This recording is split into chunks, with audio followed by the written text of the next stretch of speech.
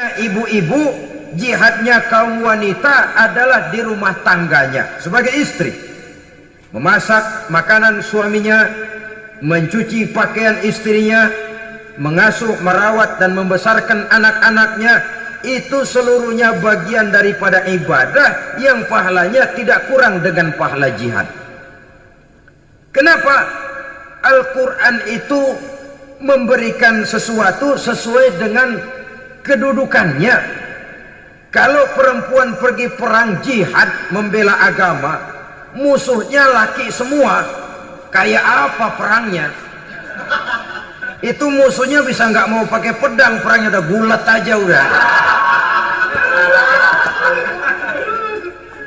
Sehingga Rasul lalu memberikan satu jalan keluar yang membuat wanita-wanita itu lega. Jihadukunna fi baitikunna. Ibu-ibu sih tidak usah khawatir, jihad ibu adalah di rumah tangga ibu-ibu semua. Sejak bangun tidur sampai tidur kembali, nyaris kaum ibu itu 24 jam pekerjaannya. Sebagai istri, dia melaksanakan jihad di rumah tangganya. Peranan wanita yang pertama adalah sebagai istri, yang walaupun tidak kelihatan dan menonjol seperti halnya laki-laki, tapi sangat mewarnai, bahkan menjadi warna dari tugas apapun yang dihadapi oleh suaminya. Istrinya dari belakang bilang, tidak, yang bikin pidatonya hebat saya. Kata suaminya, mana bisa, saya, kata istrinya. Kalau saudara tidak percaya, tunggu Jumat depan, dia khutbah Jumat, saya akan bikin khutbahnya tidak hebat, kata istrinya. Sudah hari Rebo, siap-siap mau bikin konsep khutbah, baru mau nulis, datang istrinya. Bang, tolong pegangin anak, saya mau ke warung. Mau bikin konsep lagi, kata istrinya, bang, tolong ini, tolong itu, tolong ini. Sampai mau berangkat khutbah Jumat, khutbah belum selesai dibikin. Begitu naik mimbar, kehabisan bahan. Sudah 10 menit masih ama ba'du. Ini yang dengar heran, ini orang kok bicaranya bisa cuma amat sama badu saja. Di situ kelihatan, saudara-saudara, betapa peran serta istri yang walaupun tidak kelihatan oleh pandangan mata yang zahir, tapi teramat sangat menentukan. Sekali lagi, tidak ada seorang suami bisa sukses jadi apapun dia tanpa peran serta istrinya di rumah. Tidak ada kemajuan yang bisa diperoleh kalau tidak karena peran serta istrinya di rumah. Tidak ada kesuksesan yang bisa diraih tanpa keikutsertaan daripada istrinya di rumah. Walaupun suaminya yang dikenal orang, suaminya yang dipuji orang, suaminya yang disanjung orang, bagian besar tetaplah saham dan andil daripada istrinya yang di rumah itu. Ini makna an-nisa imadul bilad. Wanita adalah tiang negara. Jikalau baik wanita, baik negara. Jikalau rusak wanita, hancur negara. Karena wanita, negeri Sabah menjadi terkenal, tentram, aman, wawasan politiknya luas. Seorang semacam Cleopatra bisa menaklukkan Julius Caesar. Dan begitu selanjutnya. Banyak cerita-cerita betapa wanita yang berperan di belakang layar ini bahkan bisa menggoyangkan negara. Bahkan yang paling dekat saja contoh dengan kita, Senator Gary Hart. Saudara masih dengar tentu itu. Betapa harus terpaksa mengundurkan diri dari pencalonan presiden Amerika karena kasusnya dengan Donna Rice itu, dengan hostess itu. Betapa di sini seorang perempuan atau seorang wanita sanggup membongkar seseorang yang punya masa depan ceria untuk menuju kursi kepresidenan dari suatu negara adidaya seperti Amerika, bisa gagal berantakan karena skandalnya itu. Apa penyebabnya? Wanita. Tapi wanita juga bisa menyebabkan menjadi cambuk majunya laki-laki. Wanita juga bisa menghancurkan dan mengubur laki-laki. Saudara hadirin yang saya muliakan, ia memang kelihatannya makhluk yang lemah, tapi di balik kelemahannya itu sesungguhnya dia bisa menelan laki-laki yang bagaimanapun besarnya. Saudara-saudara kaum muslimin rahimakumullah, terutama ibu-ibu yang saya hormati, jadi peranan yang pertama wanita sebagai seorang istri. Yang kedua, wanita sebagai ibu. Ini juga sangat besar pengaruhnya dalam membentuk generasi masa yang akan datang. Bapak, oleh karena kesibukan tugasnya, tentu lebih banyak di luar rumah. Yang nyaris 24 jam di rumah itu ibu. Bagaimana dia merawat anaknya, bagaimana dia menaruh perhatian terhadap anaknya, bagaimana ia melimpahkan kasih sayang kepada anak-anaknya, akan membentuk kepribadian anak dan artinya membentuk generasi yang akan datang.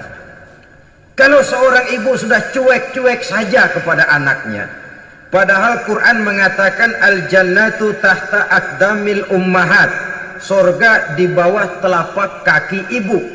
Hadis ini bisa kita artikan macam-macam.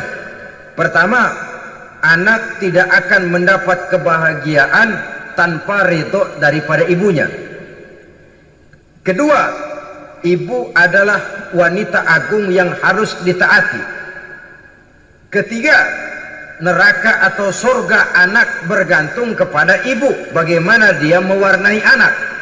Kalau ibunya cuek-cuek saja sama anaknya, dan sering jadi contoh klasik, kalau anak ayamnya beduk maghrib belum pulang, satu RT dicariin, hansip diundang, kalau perlu dan ramil dilaporin. Tapi kalau anak gadisnya jam 12 tengah malam belum pulang, ibu tenang saja Pak. Tidak tergerak dan tidak tertarik hatinya. Ya tentu tidak semua. Kalau sudah begitu, bukankah hakikatnya ibu sudah menciptakan neraka buat anaknya sendiri? Khalil Gibran dalam satu tamsil yang indah pernah mengatakan, kalau kita diberikan sebutir mutiara, sebutir intan, dan intan itu sebutirnya sebesar telur ayam, benda yang sangat langka dan berharga, tentu kita sayang intan atau mutiara itu.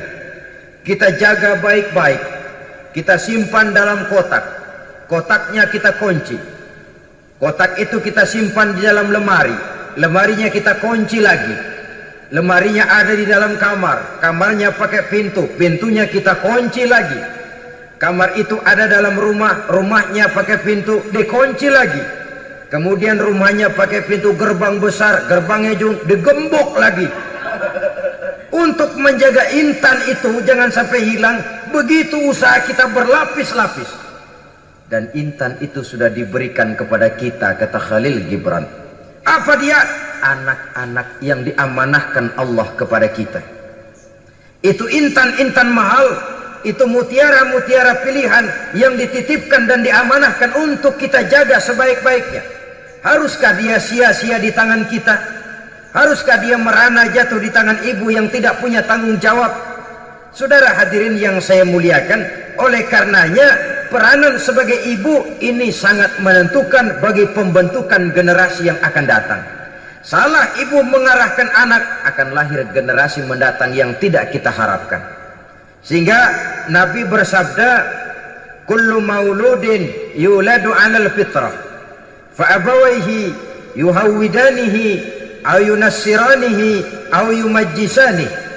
Setiap bayi dilahirkan dalam keadaan suci, setiap bayi dilahirkan dalam keadaan bersih, tidak punya dosa.